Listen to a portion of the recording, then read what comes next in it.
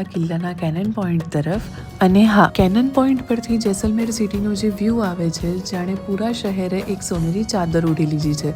જોવા જઈએ તો હું આ શહેરને સેકન્ડ ટાઈમ વિઝિટ કરી રહી હતી, બટ આ વખતે પણ વ્યૂ તેટલો જ મેજિકલ હતો. And if you want to ignore the crowd, Jaisalmer ફોર્ટમાં ઘણા રૂફટોપ કેફેઝ અવેલેબલ છે જ્યાંથી તમને આ રીતનો વ્યૂ મળી રહેશે and you can create your life long memories. આ વ્યૂને એન્જોય કર્યા બાદ અને થોડું ચા નાસ્તો કર્યા બાદ કેફેમાંથી ડિરેક્ટ આપણે નીકળ્યા ગુરુજીની હવેલી એક્સપ્લોર કરવા, કે જે જેસલમેર ફોર્ટનો સેકન્ડ હાઈએસ્ટ પોઈન્ટ છે.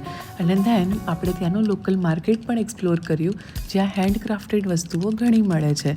આમ જ હવે લોકલ માર્કેટને એક્સપ્લોર કરતાં કરતાં આપણે પણ પહોંચી ગયા એક્ઝિટ પોઈન્ટ તરફ. હા, થોડા વચ્ચે ફોટોઝ ક્લિક કરાવવાની ટ્રાય કરી અને થઈ પણ ગયા, બિકોઝ ત્યાં એટલું ક્રાઉડ હતું નહીં. એન્ડ હા, નાઇટમાં જે લાઇટિંગ થાય છે એની સાથે ફોર્ટનો વ્યૂ ખૂબ જ મેસ્મરાઇઝિંગ હોય છે. સો ફાઇનલી હવે ફોર્ટને બાય કહીને મળીએ પટવોકી હવેલીમાં. Thank you.